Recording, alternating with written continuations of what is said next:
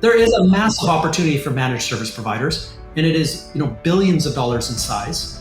And it's just one of these, recommendations that, let's just make sure that we're in time for that opportunity. And we're not giving up other opportunity in our own territory by getting too fast, too quick. Yeah. And so that's the rule when you think about generative AI. Hey guys, thank you for being on MSP Mindset. I'm your host, Damien Stevens, and I'm really excited to be talking to Jay McBain today. He's Channel Influencer of the Year, worked at IBM as a futurist, and helped evangelize Deep Blue, which was the first to beat a world grandmaster at chess, which evolved into the Jeopardy champion Watson. So before all the AI hype was crazy, he was at IBM as a futurist, evangelizing those sort of things, and moved to the US with Lenovo, and then gave up corporate life to become an entrepreneur and focus on Canalys, which was the first indirect sales platform designed to increase channel revenue.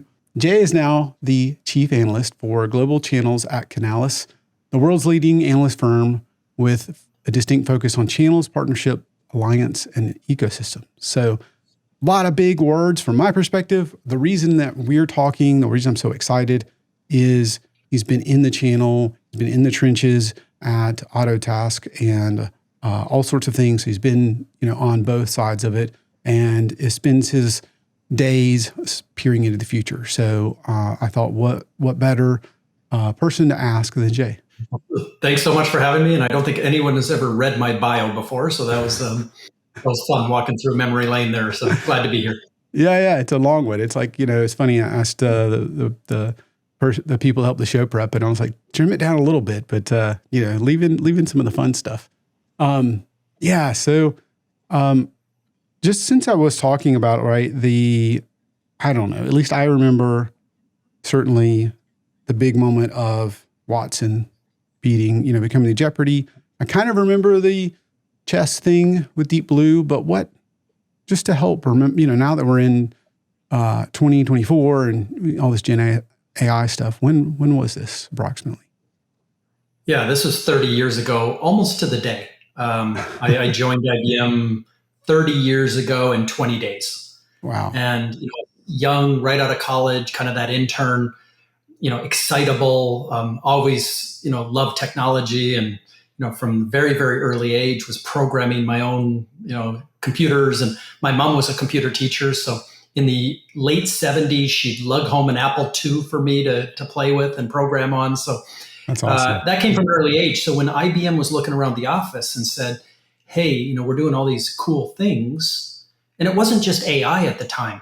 They had just invented what was called the personal area network, where you could shake somebody's hand, and in the electricity that runs through your body, and if you've ever sparked yourself, you know that, you could exchange a business card in one handshake.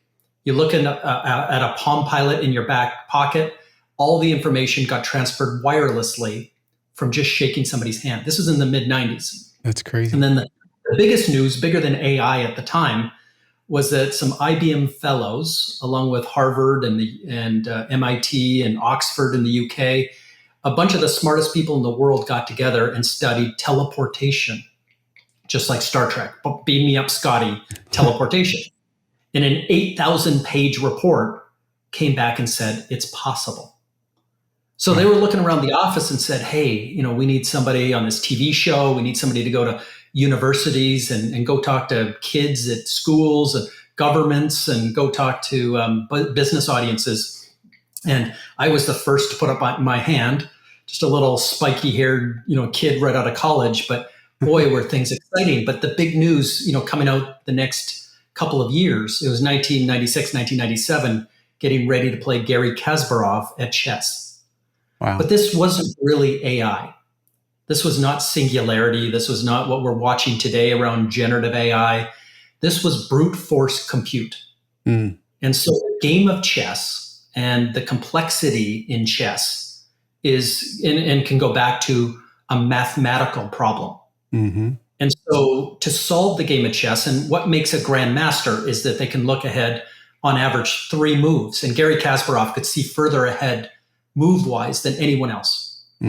Those of us who are just amateurs, we might be able to see 1 move ahead. If we could see a bit more than that, we would win tournaments. But the grandmaster level is just completely off the charts in terms of the ability and the brain wiring to be able to do that at that scale. But we figured out the game of chess, involves openings. And there's books and volumes written about every opening ever made by every grandmaster going back 1,000 years. So the idea was, if you could get past, we didn't have the computational power to play the game of chess from the opening move backwards. The time you're allotted per move only gives you enough time. So once you get past that standard opening, we now had the ability to process the entire game. Every move played forward and backwards, and then back to the trillions of permutations, and then choosing the next best move every single time, you would win the game every single time. I mean, against a normal player, but even against a grandmaster, if you could play every move ahead, not just 3 moves ahead, through brute force, you could beat a grandmaster. And that was the story of Deep Blue. It was kind of a representation or celebration of where the IBM mainframe had got to at that point. With all the storage, memory, compute, networking technologies that were at the time, we now had that ability to process that much and show it in this public environment. So this and that is a obviously show. turned into, So this is a show was of kind brute force. Yeah, throw iron at it. Yeah, so maintaining the futurism through AI, it was like, okay, that wasn't AI. That was showing how fast a supercomputer could run and then push it towards a particular set of objectives, a game of chess. So when the Jeopardy opportunity came along, and this was like 15 years later, but for the next decade, IBM moved on from brute force, which was kind of the Deep Blue technology, into Watson.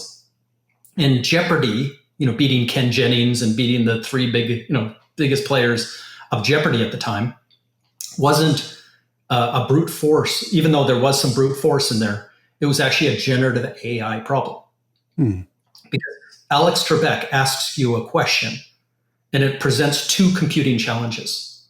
One is that you quickly, within milliseconds, have to respond and click a button, whether you have the confidence that you know the right answer. Given another 3 or 4 seconds to go back into your gray matter and everything else and get those synapses, going back to fetch that answer. But for compute, it's the same thing. It's when you do a Google search. I don't know if they still do it, but they used to show the actual milliseconds that it would take for that search and then how many results. And so the initial, before you press the button, part of that was, am I getting enough quality backlinks in that Google search type of algorithm, knowing that if I got 3 or 4 more seconds, I could go read the first 20, 30, 40, 50, or 100 results. But without reading the top 100 results, do I think I have a 0.9 confidence that if given that time, I could come up with the right answer 9 times out of 10? And that was the formula of beating Jeopardy.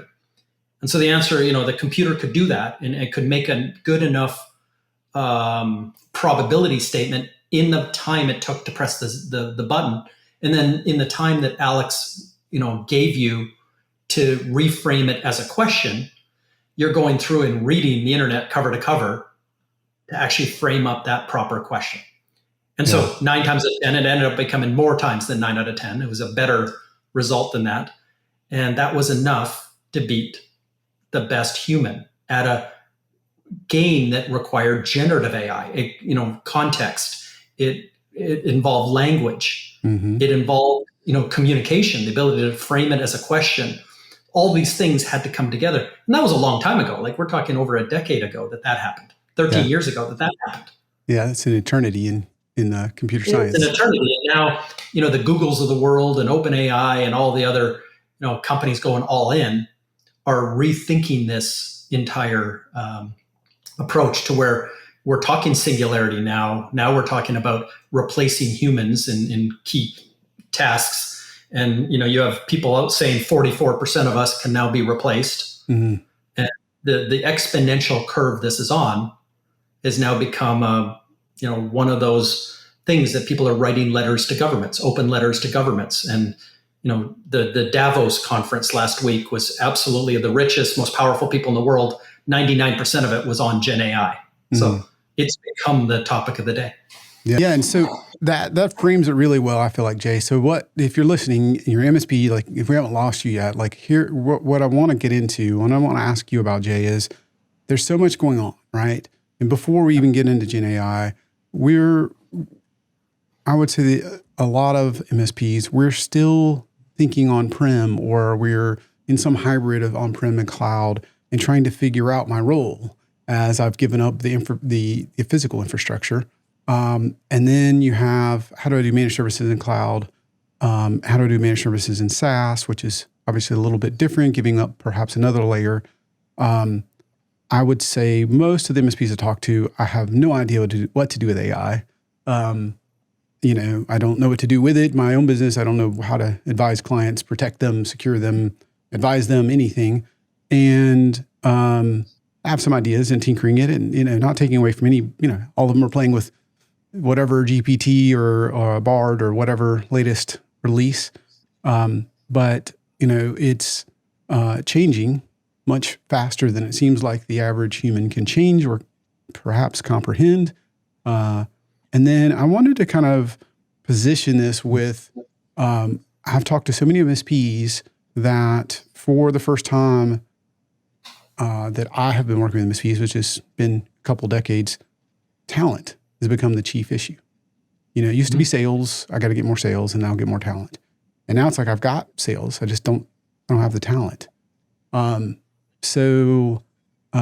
the reason I want to position that is, right, we keep having a more complex world to deal with as an MSP and anybody in the channel. And then we need perhaps people to be more functional and in multiple domains.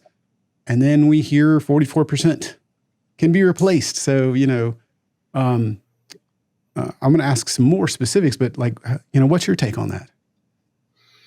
Yeah, I think you asked 4 questions there, so I'll kind of take them in order. This whole point of on-premise to cloud is obviously a huge opportunity. And obviously the cloud side of the equation, the infrastructure, the SaaS, everything else has been growing much faster than the edge. So figuring out hybrid strategies and figuring out how to make things work. But there's a generative AI story there as well.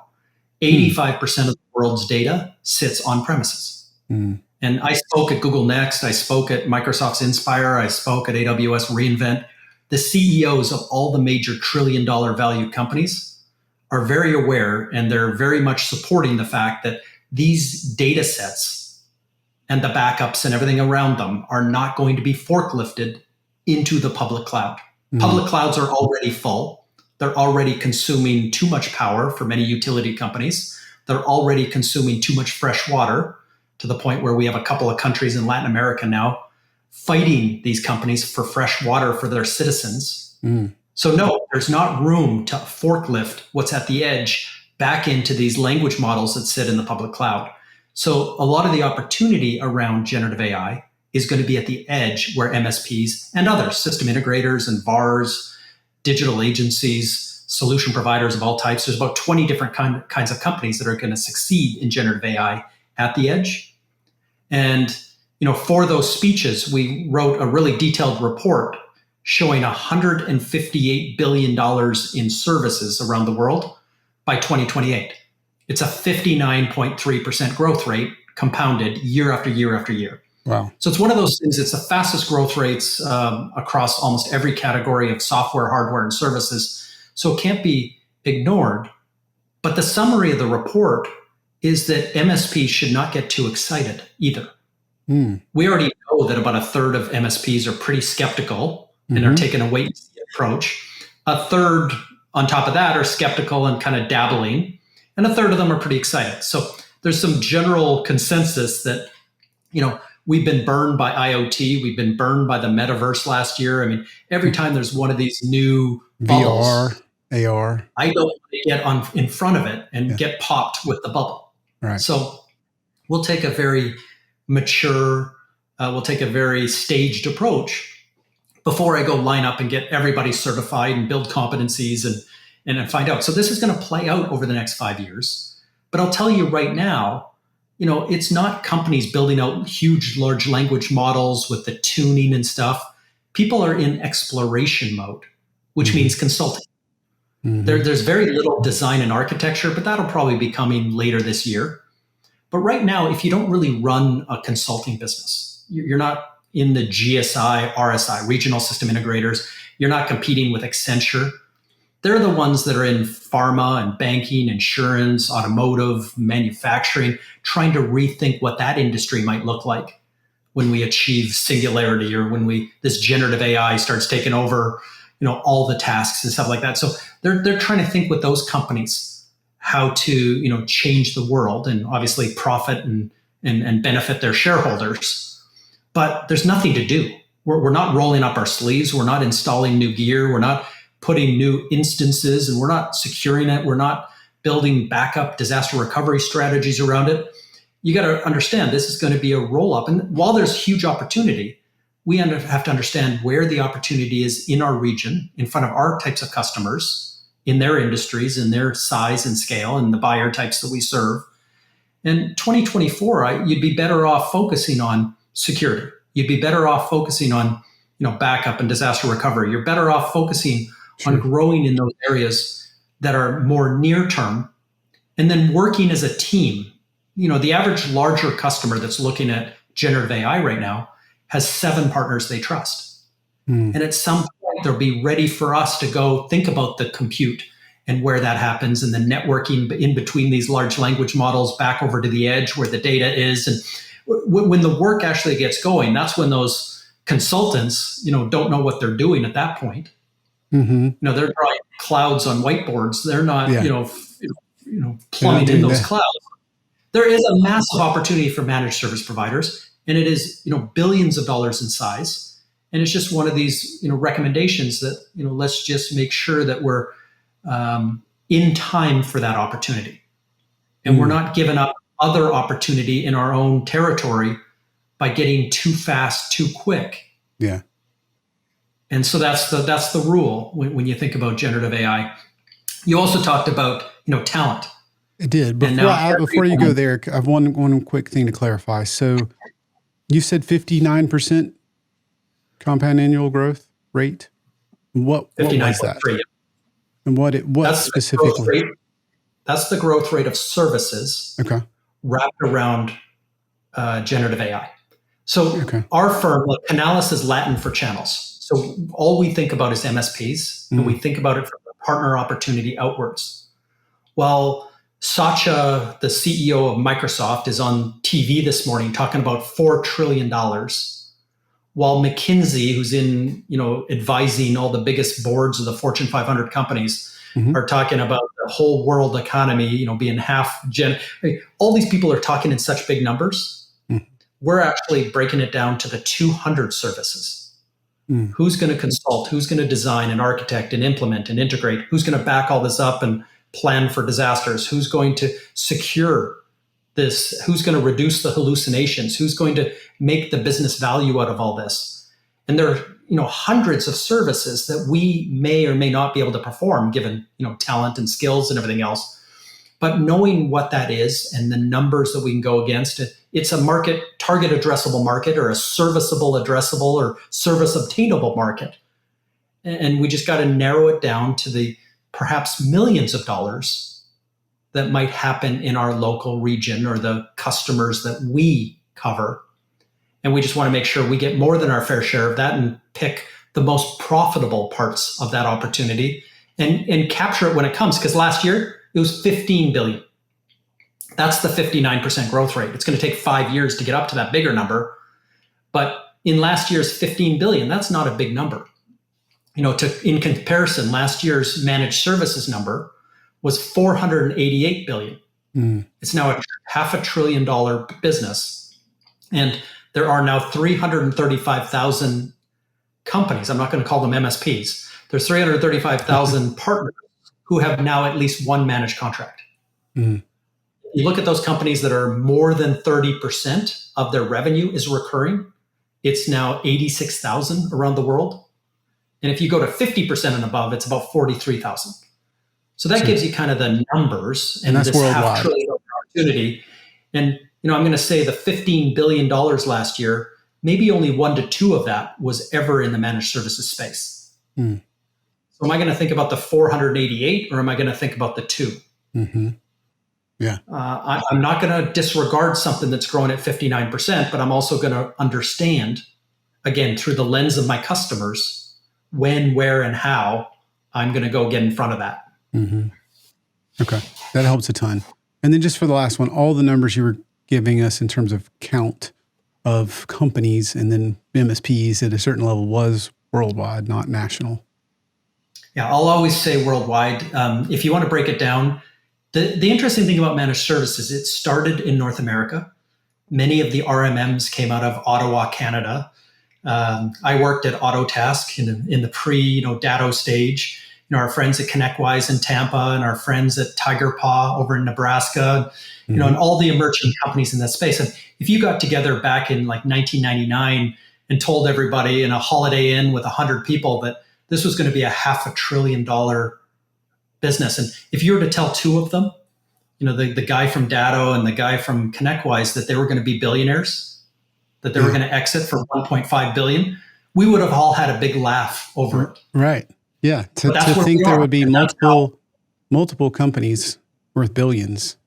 And that's where this is coming. By the way, MSPs themselves are rolling up, via private equity and other things into multi-billion dollar entities. So this is a real large, mature, and it's kicking out millionaires, 100 millionaires, and now billionaires almost on a weekly basis.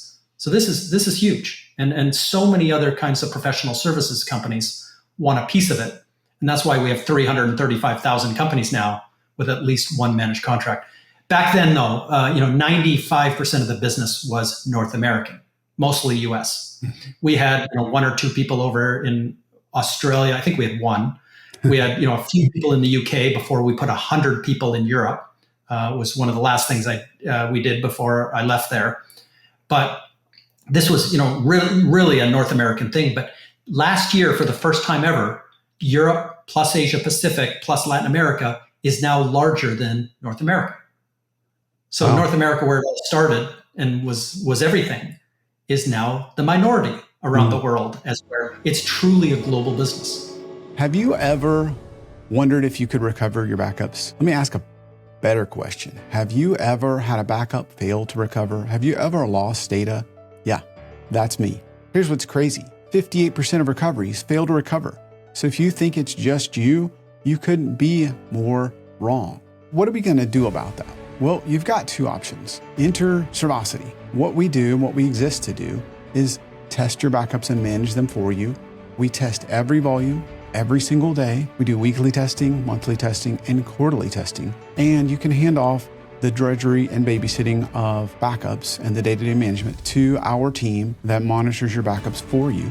It's time to level up your backup game. One way you can do that is visit servosity.com/learn more. If you'd like to take the process that I've spent the last 18 years building and steal it and apply it to your MSP so that you can level up your backup game, check out the link below in the description or visit servosity.com/learn more. I think with not all, but with so much of the new technology and startups and, the large companies you were mentioning, OpenAI, Microsoft, what have you, being in the US, I just assumed still the majority. So I know it's a complex question. I want to dig deeper, but how do we reconcile the, on one hand, maybe 44% by some estimates of jobs might, be replaced. And then on the other hand, I feel like talent has become one of the, if not the top issue, stopping you from growing your MSP. Yeah, it absolutely has. And part of your question, and it's actually directly related, is why haven't MSPs succeeded in this space of hyperscalers, AWS, Microsoft, and Google? Mm-hmm. Why haven't they succeeded in that space the same way they did with Dell, HP, and Lenovo and Cisco at the edge? Because we know now that, for every $1 of consumption of public cloud, like an AWS, there's $6.40 that is available that a customer could, insource and outsource to get it to work. So if a customer is going to buy $100,000 in consumption of a public cloud, they better have $700,000, in the bank to get it to work. Yeah. So this whole idea, and this is what's got, integrators, and this is what got agencies and all kinds of people, consultants, are really excited about these big numbers. But MSP is about $1 of that $6.40. But if I were to go to the average MSP today and say, your clients, I added up all the credits, I added up all the future commits, and they're today consuming X dollars. Let's say they're consuming $10 million of public cloud today. Are you getting $10 million divided by 36 over the first 3 years yourself? Have you signed $10 million of commitments from those same clients? The answer is no. Okay. So the answer is we're missing skills, development, certifications, competencies. Somebody else is picking up that money. Managed service providers were, again, a little bit too plugged into on-premises and perhaps blocking cloud adoption. Sure. And this has also blocked MSPs from going more enterprise, calling on the bigger banks, calling on the bigger companies, manufacturing companies in your territory. It wasn't how many PCs they had. You could scale that. It was their hybrid infrastructure. The other thing that MSPs totally missed the boat on over the last 25 years, and you mentioned it, was SaaS.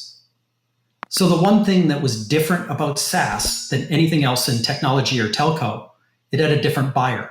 75% of SaaS today, and this is Salesforce, ServiceNow, Workday, Marketo, NetSuite, HubSpot. You recognize all these names. These are big companies. Salesforce is a $35 billion revenue company. Mm-hmm. They're bigger than SAP. They were valued higher than Oracle for a while. Mm-hmm. So the question is, why didn't we win not only the Salesforce resell, it's mostly direct, it's 99% direct, but Salesforce today has a $6.19 multiplier. So for every dollar, again, of Salesforce, there's $6 available to us as technology people. Well, we're not calling on the sales buyer. 75% of SaaS is bought outside of IT. Mm-hmm. So when we ask MSPs, I know who you're calling on the owner principal. As the company gets larger, over 100 employees, you start calling on vice presidents. And then as the company gets really large into the mid-market, 500 employees, even 1,000 employees, you're calling on directors at that point. So while Salesforce is selling to a VP of sales or a director of sales, we might not even know who that person is. Mm-hmm. We're not meeting with that person. We haven't built a relationship. And when they're ready to buy that $6 on top of the $35 billion, we're talking $200 billion of service opportunity, bigger than Gen AI will be by 2028, just on Salesforce. Wow. Now replicate that for all the 100 biggest SaaS companies in the world. There's 200,000 SaaS companies, but just take the top 100. And there's a ridiculous opportunity. It's close to $1.2 trillion of services, but you have to know the head of HR and work in the Workday kind of ecosystem. Know the head of CX, work in the ServiceNow ecosystem. Mm-hmm. Know the head of marketing and work in the Marketo, Eloqua, Pardot, HubSpot ecosystem. Mm-hmm. This is the line of business-led technology, which doesn't really flow through the CIO if they have one, doesn't really flow at all through the CISO. Mm-hmm. And so the IT tech people are kind of off to the side. That's why there wasn't success. And this market grew up to be a really, really big one without really dedicated managed services, monthly services wrapped around it. Yeah, that makes a ton of sense. It's an interesting one because, Brett, I think some of mine was, some of my assumptions were, let's wait and see. And the let's wait and see took too long in terms of, not everybody thinks this way, but I think some are still like, hey, cloud, I have less to manage. And SaaS, I have almost no, at least in a cloud server, maybe I can put an RMM agent on it. Maybe I can back it up. Maybe I can do something. I can update the OS. But with SaaS, there's a little less surface area there. And so, I'd assume that a lot of it was just fear of the unknown, waiting for the market to mature. And, but what makes a ton of sense, right? VP sales is making the decision on the CRM. They're not talking to the CIO, especially in this day and age, because you're not Nobody's putting an on-prem CRM in. So ask the question though, like who is making that money? Right. So let's talk about Right. HubSpot for a minute. There's $5.80 available to get for every dollar of HubSpot to get it to work. So in that $5.80, guess what? There's hundreds of thousands of digital agencies who used to be marketing agencies. These were the madmen during the 50s. Mm-hmm. Then 20 years ago, they decided to help you build your website. 10 years ago, they helped you get on front page of Google, SEO. So they're becoming more digital. Yeah. Where they see the opportunity, where the MSP isn't, is going to help this buyer in HubSpot, the marketing buyer at HubSpot, help them consult at how they should do it, design and architect the solution, how they should build the 7-layer stack, which is a 7 products on average that gets sold in every HubSpot deal. This brings in 13,080 ISVs to be exact, to compete for those 6 other spots. Then you're past the initial procurement. It's subscription consumption. So every 30 days forever, upsell, cross-sell, enrichment. But looking at the implementation services, the integration services, these long-term, managed services that could be built around all this. This is a massive opportunity. And it's one that, again, MSPs shied away from because they don't know who the CMO is. Mm-hmm. And they're not participating in that kind of broader question. But to your point, you're sending a lot of your company data, your customer data across public wires and sitting in public clouds. Mm-hmm. And so backing that up, planning for, fallback and disaster recovery, the security of all that, right from the edge where the password is, the identity, at the edge, through the network, the applications, the web, the network security. There's 7 layers of security to talk about surrounding every dollar of SaaS. There are things in our world of all the vendors that we represent and the portfolio that we've created that add into that $5.80, but we're just not in front of that buyer. Yeah, and in my experience, most MSPs are used to speaking to the IT manager, the CIO, somebody in the IT department, and CMO wants to talk about, cost to acquire, lead velocity, deal pipeline, right? Those are probably not the terms you're using, and so yeah, it's a different language and I'm sure same thing with HR, Workday, and Salesforce with your CRM and so on and so on. But it is a technology conversation because they're not just talking about lead velocity for the sake of lead, because it makes them sound cool. They're literally under KPIs and they're going to lose their job if they don't solve for it. Mm-hmm. So it's not just to wish it up on a whiteboard. It's of the 13,080 MarTech, AdTech tools out there, what 3 would you recommend that could get me the best lead velocity in my industry, in my geography, be compliant, be well governed, for my particular use case? Should I be using Gen AI in that or not? Blah, blah, blah, blah, blah, blah, blah. Yeah. So in that's totally a technology conversation, and somebody's got to come implement and integrate that. That buyer, by the way, is now a millennial by the end of this year. And psychologically, they're also an integration first buyer. So I'll buy a lead velocity tool that might even be 80% as good as the competitor tool if it fits better in my environment. And if the people that I trust, those circle of trust of 7 partners, can better implement, integrate it into what I do, get me success faster, cheaper, better. Again, I'll forgo a couple of features. Mm-hmm. Maybe even pay now more. An integration first buyer that MSPs, I don't think have evolved to the point to respond to a younger, more integration first buyer. Because integrations is not exactly a managed service, but it actually is. You have to charge project rates. And with the amount of change orders and the fact that a SaaS, 25 years later, there's no SaaS integration that's ever completed itself. Because every day there's something new and some other, last week Google announced the end of the cookie. There goes my lead velocity. Mm-hmm. I can't go buy third-party data now. Now I have to flip it to second-party data. There's this channel tech stack with hundreds of new companies that do this second-party data. That looks like a managed service to me when it's just a recurring thing that goes on forever and it gets re-upped on change orders and never ends. Yeah. And that's something that technology integrations is something that MSPs know how to do. And the fact that there's, changes every month, just add to the fun and obviously add to the profit margin. Yeah. And it's a long-term thing. So I don't know why we're caught up on trying to create something recurring when it just ends up becoming recurring anyway. And maybe there's a point where the customer just says, you know what, I've done so many change orders and you're charging me so much for these change orders. Just give me something predictable and just let's assume there's going to be 1,000 changes in the next 3 years and build that all in and price that all in and make it a bit cheaper than what you're charging me now. And I will commit to a 3-year monthly agreement with you. Yeah. It makes me think of like Twilio, of which technically most of the revenue is not recurring.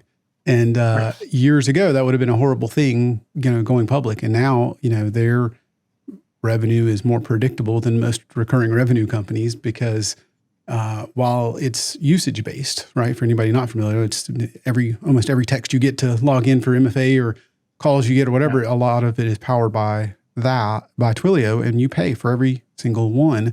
And so, you may not, and, at higher levels, there may be a commitment, but you may not be locked in. They may not be guaranteed anything, but the cost of getting out of it and reintegrating, into a different solution is just not worth it. So, it's, do they have a contract that guarantees it? No, but do they, their churn has proven to be lower than many recurring revenue. So if I'm an MSP, what do I do with all this, right? And I'm guessing the answer isn't build competencies with the top 100 SaaS companies and the 6 or 7 providers needed to perhaps capture all the dollars within all of those, unless that is your recommendation. But that seems pretty ambitious. We're backing into your talent question here. All right. So in the end, you've built your company, you've built the skills necessary to go get the revenue you've quoted for and been successful at creating delighted returning customers every 30 days forever, customers for life. Mm-hmm. So now I'd want to take this industry, the $5 trillion that businesses and governments are going to spend on technology, and break it down into my local focus area. Mm-hmm. Again, a lot of MSPs focus on a region, a town, a city, a 50-mile radius. Others focus on an industry. Others focus on a particular type of buyer. Mm-hmm. Others focus on a particular segment. Mm-hmm. I focus on 25 to 49 employee companies. Others focus purely on a product area. They might be amped up on backup disaster recovery, and that's kind of what they focus on and find opportunities. And then others are just kind of business model specialties. They live and differentiate themselves by their recurring model or product-led growth model or whatever that may be. But in the end, there's 6 choices on how you specialize your company. But I'd want to get better, more numeric or quantitative on what my target addressable market size is. How big is the Gen AI of the 158 billion? How much of that rolled right down into my market is going to be there and available? Mm-hmm. And if that answer is, let's say, $10 million, if I built out the right skills, I had the right sales, the right marketing, built the right web page, I had the right lead process and worked with the right vendors. And if I did all the right things and I won more than my fair share, let's say 10% of that, I could build a $1 million Gen AI business by 2028. Cool. So what does that entail? What do good Gen AI businesses look like? Can I do it with the people that I already work with, or will I need a different set of skills? You probably need a different set of skills. Mm-hmm. You probably have to get closer to companies like Snowflake and Datadog. You definitely have to get closer to OpenAI, Microsoft, and Google and AWS up and down their stacks. You may have to get closer to NVIDIA and some of this. So the stack looks different. There's 5,000 companies today in the Gen AI ISV world. So, and then I have to become integration first, because all of Gen AI, the opportunities around it, there's no resell opportunity because it's going to be a part of every other product. Mm-hmm. From your toothbrush to your car, it's going to be embedded everywhere. Mm-hmm. For all the companies like Microsoft, Copilot, Einstein GPT, who are trying to sell you something for $5 a user, that's going to be gone in a couple of years. And it's just going to be everywhere. Every SaaS product's going to have it. Every hardware product's going to have it. Everybody's building it into everything in every industry. Mm-hmm. So it becomes for partners, it becomes for MSPs, an integration problem. And it becomes obviously a security, compliance, governance. It becomes a backup. It becomes opportunities across the board. So I want to just break down that 10 million, the $1 million that I can go get reasonably and say, hey, do I want to staff up against that? And then what would I have those people? Would I repurpose somebody who's maybe working on a lower value thing to that opportunity? Or would I maybe do a merger acquisition to kind of acquire that talent? Would I build that from, somebody at an intern level up? Or would I just go, find a superstar locally Mm-hmm. and figure out how to hire them? But how you approach it should be top down, kind of quantitative. And is this a business I want to be in? Because I bet there's a lot of other businesses that are going to be much larger than 1 million, perhaps more profitable, and perhaps easier to obtain given the resources and the skills and the competencies that are already built in. Sure. So there's so much buzz right now about 489,000 big tech layoffs. Mm-hmm. Yesterday Google just whacked another set, and today it was Vroom, and 2 days ago it was someone else. I mean, literally every day. I mean, there's layoffs.fyi. There's websites that track this. But this whole idea that 489,000 people would go from a $300,000 a year no-show job at Google to working for $60,000 a year for a local MSP, when you've built your lifestyle around $300,000 working remotely. Sure. I mean, there's a break there. I mean, you may have Gen AI skills, but there's no way within $1 million business 5 years from now can I afford $300,000 per year. Right. So I'm not going to go spend $1.5 million to go get one, at a 50% profit margin. So it just, the math doesn't make sense. So, do these people resettle in the channel? Maybe at some point. Do they become entrepreneurs themselves? It's more likely. But are they going to become MSPs? Probably not. An MSP has an average margin of 17% EBITDA. A local Gen AI consultancy, you hire 10 or 15 of your friends, you run yourself at 50, 60% EBITDA. And then, at some point, before that big number hits, you sell yourself off to Deloitte or PwC or Capgemini, and, everybody's happy. You're retirement level happy. Interesting. So how, that I think that frames the talent. And one of my questions is, before we even get into that, like, how do I handle AI? Do I staff into it or not? But just any idea why so many MSPs are saying, just in the services I already sell, I'm already struggling. I can't find enough talent. I feel like in the last few years, it's gone just from the, direct phone conversations I've had with hundreds and hundreds of MSPs.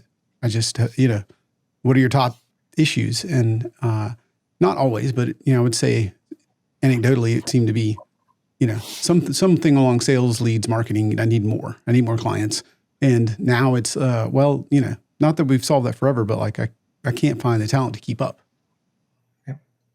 Well, I mean, there's a number of issues all compressing at the same time or inflecting themselves at the same time. One is price compression. When there's 335,000 companies now with one managed services contract, that's a lot of, quotes going into every customer, and a lot of people knocking on a lot of doors, not a lot of phone calls, a lot of emails being transferred over. So a lot of people's brothers, friends, uncles, aunts, connection points.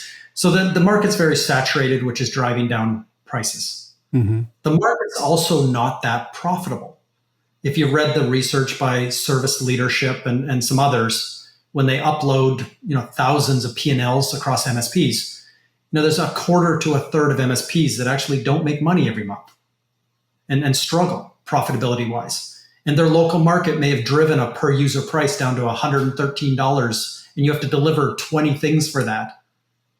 And then the talent comes at the other end, which is in that price compressed market. Now I have to, there's no way I can make money unless I can send out a $40,000 person in a white van. Well, guess what? Inflation's out of control. The end of free money, housing costs are through the roof. people walking in saying, you've got millennials or Gen Z out of college saying, listen, I can't live in this town within 50 miles of you unless you pay me 80 or 90,000 base. Mm-hmm. I need to make six figures. Mm-hmm. And you're looking at this per, price and where the price has been set, the consolidation, the price compression, and then obviously the private equity backed roll-ups. Because there's an interesting thing, because this industry is very profitable if you can run it at scale. Mm. If you're looking to roll up accountants or digital agencies or HVAC, plumbers, I don't care what industry, a 17% EBITDA is actually a really nice business to have if you can run it at scale. The problem is when the average MSP has 8 people, 7 pretty much deployed trying to get, hours billed. Yep. The one person who's, being absolutely smothered by marketing, sales, finance, operations, customer success, and 100 other things. They got to run the entire company. They got to be the vice president of 12 different things, plus be the CEO, plus, being the bill collector and playing biff to go break knees and being the head lawyer. It's a ridiculous thing to ask. And the owner principal is always, and this is back to the E-Myth book, the owner principal is the one that could garner the biggest hourly rate. Yep. And the opportunity cost of the most skilled person sitting back and doing operational tasks is a ridiculously bad model. Mm-hmm. If I can buy that company, and this is where money people in Wall Street that don't know the first thing about technology or managed services, but if I can buy a 17% business and roll up marketing, sales, operations, finance, branding, like a McDonald's, like a Starbucks, franchise the thing out.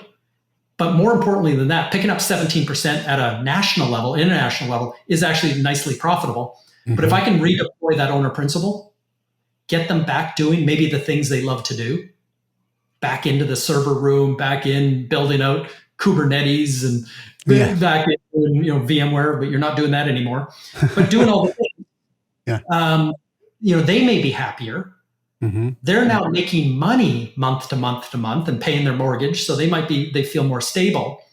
And every time somebody has to send out an email campaign, or every time somebody has to go collect money, in comes headquarters. Mm-hmm. So now you've taken the profitability of those 8 people from 17 to 22 and rolled it up, and you have a bunch of 22s that you roll up. Oh my goodness, you're buying new yachts, for money people in New York. Right. So that's the equation that we're in. Like, as an 8-person average MSP, given all the things that are happening, it's almost impossible to succeed against bigger, more scaled, more skill and talent-filled companies.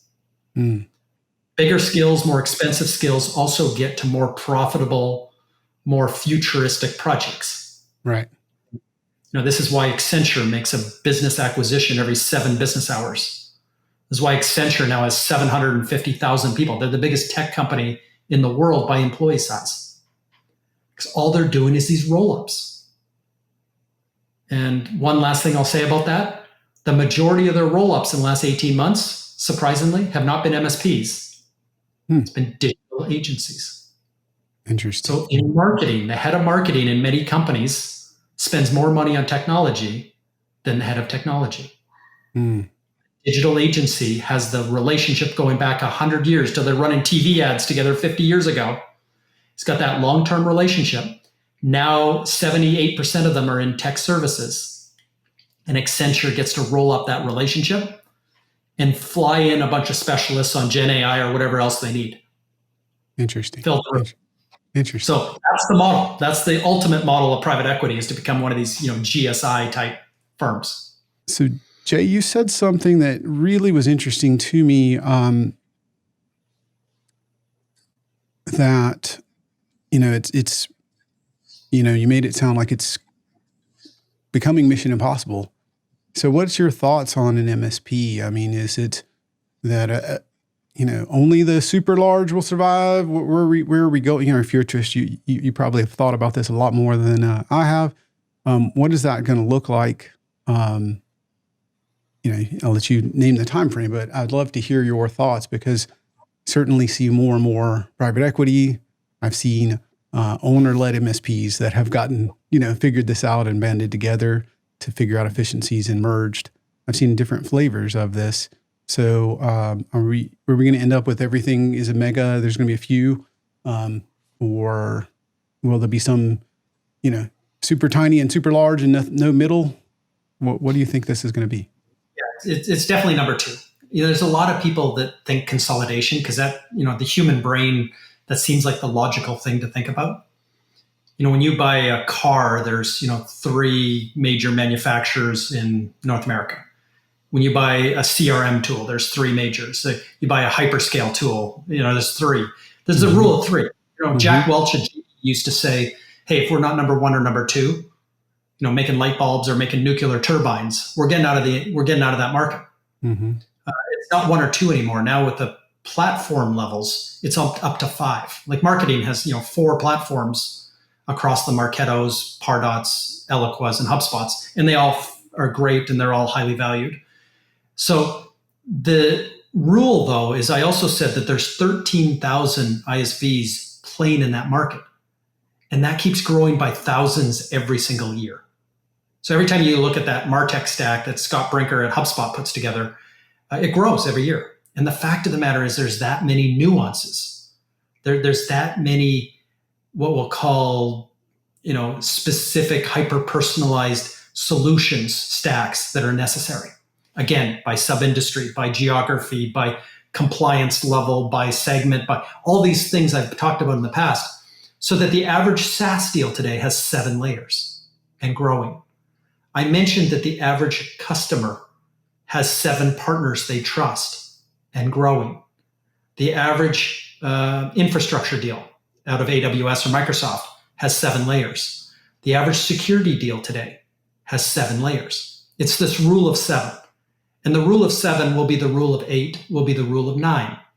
We're in an integration first buyer that's okay buying from 8 different companies and surrounding themselves with 8 trusted people. So this is where the world's going, and those numbers will continue to climb. It's and a big change. We will have super platforms. Microsoft overtook Apple last week as a $3 trillion biggest company in the world. And they're going to jockey back and forth, and there'll be others in that, kind of the wonderful 7 or whatever they call the top $1 trillion companies. But outside of platforms, there is tons of opportunity for new innovation, hyper niche, hyper local, hyper personalized. And this is in both product, hardware, software, mostly software because hardware's a difficult thing at low volumes to manufacture and be profitable. But in software and services, it's almost exponential. So wrapping myself with the right people and services, wrapping myself with the right software products to take it to that nth degree means that this world will go from 200,000 ISVs to 1 million within the decade. It means that now that we have over 1 million partners out there, I mentioned 335,000 have one managed contract, that'll probably reach 1 million by the end of the decade. There will be partners out there that service mid-sized banks, a marketing buyer in Inverness, Scotland. That's literally their entire market TAM. And they're going to be in a group of 7 today, all profitable, all delivering value, and all with a different spot in the world. So I think that things continue to explode. Technology is the fastest growing industry in the world. Mm-hmm. It will be for the next 10 years. Every company in every industry, every car company, every bank, every pharma are becoming tech companies. Every professional services firm, there's a big Venn diagram over my shoulder here. Every professional services firm in every industry. I mentioned 78% of digital agencies. 81% of accounting and CPA firms are now tech services companies. Everybody is flooding into this massive opportunity. We're not the single throat to choke. We're not the trusted advisor, non-plural. Mm-hmm. This is now a team sport. We're chasing down $5 trillion, which will probably be 10 by the end of the decade. It's the fastest growing industry. And we're trying to get our fair share of our small little sub niche. And we want to, employ people. We want to help them pay their mortgages and change their lives. we want to retire, with our goals and our objectives and never have to want, for money again. This is the reason we're entrepreneurs. Mm-hmm. We're in the right industry to go do it. We just got to kind of take a really pragmatic approach at how we move forward and manage our own expectations. So I want to go back to what I asked earlier, and then I want to follow up on what you just said. A lot of folks are saying, I can't get the talent. And in your view, is that a business issue? Because you talked about the price squeeze and the inflation and that sort of thing. Is it a business issue? Is it that there's, I don't know, for lack of a better way of saying it, I need somebody with 10 years experience in OpenAI, or I need you to be proficient in, 12 different, disparate technologies that this is, there's very few people that do that. And I needed you in this market. Do you think it's a business issue in terms of like, it's not really tractable, like it's only solved by the roll up MSP that's perhaps PE backed, or do you think there's a fundamental talent issue and or that you're going about it the wrong way? Yeah, I think it's a lot of things. Obviously a business issue, but in the end, the economics need to work. Mm-hmm. Supply and demand need to match. Entrepreneurs have to, within whatever their risk profile is, have to invest in the future, whatever that future may be, and not do everything behind the curve. But this access to talent. I mean, there's 500,000 unemployed, talented people out there, or at least their resumes on LinkedIn would show that. But the economics have to match for the opportunity ahead, what we can bill clients, what we can be profitable with. It comes down to also capacity. So again, average MSP with 8 people, 1 owner principal, 7 kind of deployable hourly, billing employees. There's not a lot of room in an organization of that size for development. Mm-hmm. Education, training, certification, competency building actually takes money. Vendors ask for money to go get these things. Why? Because big companies like Accenture spend billions doing it. So, they're happy to sell that access to the opportunity. The thing through osmosis, you've got people all over the place. You don't have that office environment that I might have had with IBM when I worked there with 450,000 colleagues that I just learned through osmosis. Everybody is working hard, working long hours, and absolutely focused. And this idea that you can develop from within with that right level of experience and mentoring and stuff like that is tough to do in a smaller company. Mm. So this idea that you got to pay and there's money involved to building to where you want to be, or you have to buy into, like you said, the 10-year. I'd love to see somebody say they have 10 years of OpenAI experience and that it hasn't existed for that long. Right. That's the thing, is you got to pay for every year they do have in it. Nowadays, for every month they have in it, mm-hmm. It costs another $10,000. Yeah. If you've been around OpenAI since the start of last year, before the March breakthrough, you're probably making $300,000 a year right now. Right. Because somebody can sell that to somebody else for $1 million in a contract. Mm-hmm. So this is what we face. Can we find more people that can go do the things that we've done historically over the past decades? Running cables, patching PCs, fixing like help desk. Well, that's not what Gen Z and millennials wake up to do. Mm-hmm. The other circles on my Venn diagram, I can go consult. I can be the smartest person in the room. I could reimagine a certain industry or reimagine a certain job role with Gen AI. I mean, this sounds so much cooler and I don't have to get my hands dirty. So there's a lot of forces against this, talent, this idea that I can just skill up. And so the industry needs to come together. The associations have to come together. The media, the peer groups, the user groups, podcasts like this one, all the 1,000 watering holes that surround all of us. That's the bottom thing over my shoulder. All the 1,000 watering holes have to come together and work together to raise all boats. The young person coming in to help as an industry, to build those skills and to get that level of value, throughout their career. And I don't think we can rely on, what traditionally we've looked at as kind of a skill shortage and a challenging environment, matching demand with what we see out there in the supply. Yeah. And based on what you said, it sounds like, right, if the Gen Z would much rather be the expert in the room solving more of a niche problem, just dawned on me, right, that means you don't have to, do a truck roll, which means you don't have to only draw talent out of your metro.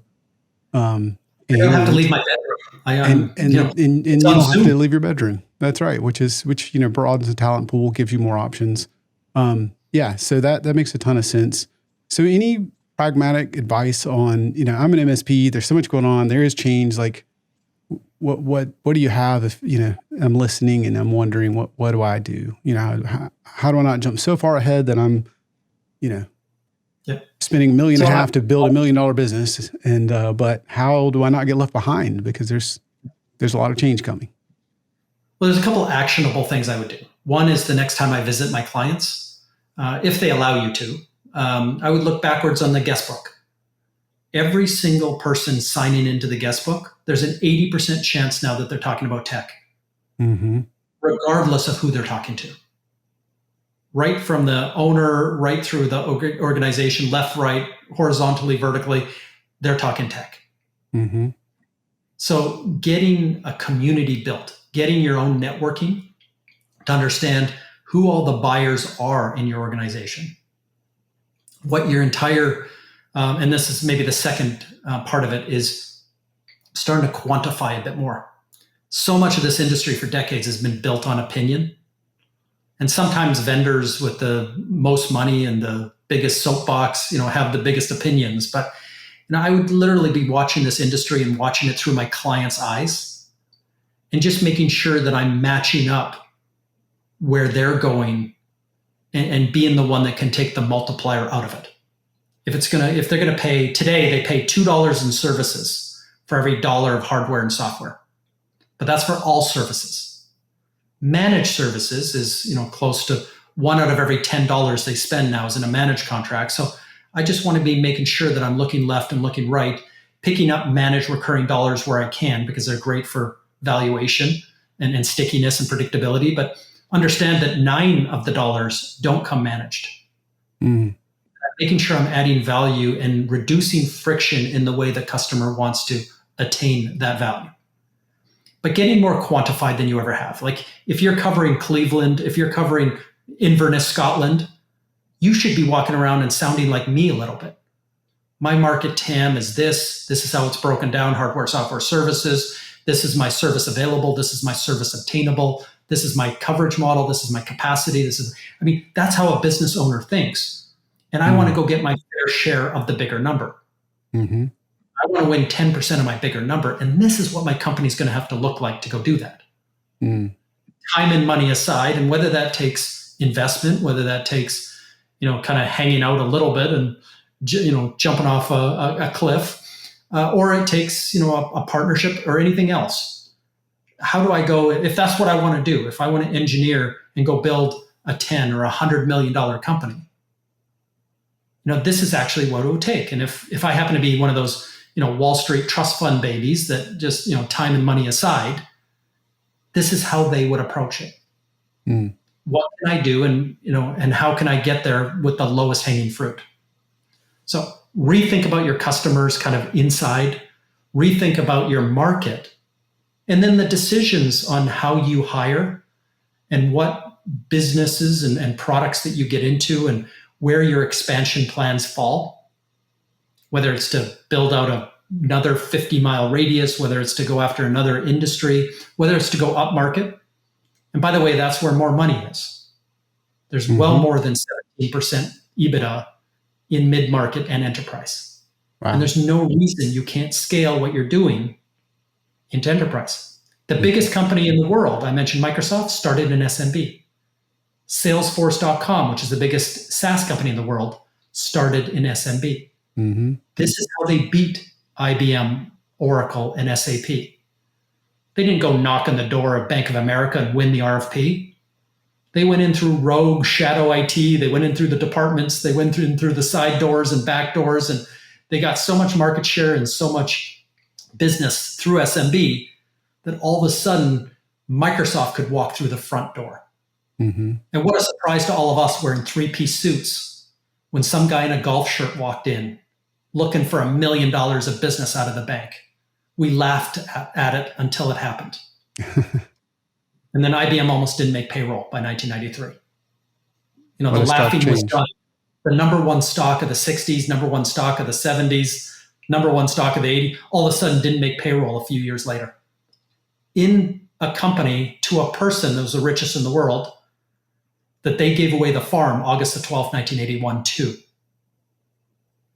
That's it. I mean, you laugh until you don't. Right. But winning in SMB is so important because that's where you build the volume. That's where you build the skills. That's what you can do it the most cost effectively. But start knocking on some of those 500 person firms and make them aware of you, not just at the key buyer, but everywhere. And then go start to network departments, divisions, rogue shadow places within the biggest companies in your region. There's no reason you can't do key projects and can't be working on that team of 7, mm-hmm. taking some grunt roles if you have to. Mm-hmm. But all of a sudden you're building trust and you're in that room. You're in the room of 7. And when that Gen AI project comes at the edge, who knows that storage? Who knows the backup and stuff better than you do? Yeah. They're going to sign you up for part of that multi-million-dollar project at 50, 60, 70% margins. Huge difference. So that's it. I mean, I would never laugh ever again. You know, after almost not making payroll, right? I would never laugh again at where people start their businesses and how they grow them. Mm. But just as long as they're dedicated to that growth and where their customers are. Interesting. I think I could talk forever with you about this, Jay, time permitting. I had one more question. It may sound odd, but what do you feel like most people are missing the mark on? What's most misunderstood as you're a futurist, where it's maybe MSP related, maybe not, but where's the part that it's just like nobody's driving home this part or nobody's paying attention, you're asleep at the wheel? What are we missing? Yeah, well, I think there's so many things happening at once. Mm-hmm. You know, we tend to not, and it's really hard. There's so much noise and clutter. It's hard to kind of get a level of clarity in the market.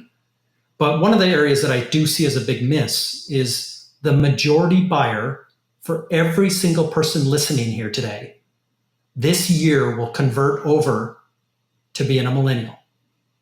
That'll be the majority buyer by volume and majority buyer by budget. Millennials have a different psychology. They have a different behavior. They have a different journey that they're on. Last week, Google took away the cookie, and the first 28 moments before they make a purchase with or without you are changing. So more than just technology changes, we can talk about Gen AI and backup all day long. It's your customers changing. Mm-hmm. But if you get out in front of that, you can actually win in this market because you have a new buyer. And some of the people that have one in Gen X and one in baby boomers, they may also be an aging baby boomer, one job away from retirement or a few years. You can start to grow based just on demographics and the firmographic changes that are happening. And so this is the thing that I think we're all missing as we get excited about products and new innovations. And is the metaverse going to be, as big? No, it failed. Is right. Gen AI going to be another metaverse? Who cares? Right. We're going to have the ability to talk tech and telco. We're going to reimagine how our customers automate, how they communicate, how they collaborate, how they go to market, how they do business. We're always going to be on top of the layers of technology that takes. But we have to be winning in the market and understanding who the buyer is and how they buy and starting to be psychologists a little bit in terms of understanding these first 28 moments, understanding all the other things that are happening in the market. And that's what I think is missing the most, is we take our eyes off our customer too often. It happens at events. It happens too many places that we start smoking our own exhaust. And, we think this new product innovation is going to just win on itself. Yeah. And no one thought it through to that meeting you have to have with the customer and convincing them to step on board too. So it's kind of the in some startups, the good mentality, which is there are no great ideas in the building, right? You got to get out there, make contact with the customer, and see what they're really thinking. And no matter how cool your new Gen AI thing is or whatever you're building, it matters only if it solves a problem, delivers value, and they can actually figure out how to get it integrated, do something with it. Right. Well, awesome. Jay, this has been a blessing. Thank you for being here on MSP Mindset today. I'm sure a lot of folks will want to connect with you. What's the best way if they want to say hi, reach out, follow, ask a question, etc.? Yeah, absolutely. I'm all over LinkedIn, Twitter, I guess X, Facebook, email. I mean, you can find them everywhere. I said I don't go to bed without a zero inbox or with any red circles on my iPhone. So if you do reach out anyway, I'll probably see it. Okay. We'll make sure to get those links in for you guys that are listening. Jay, this has been amazing. Thank you for being on MSP Mindset. All right. Thank you so much. All right.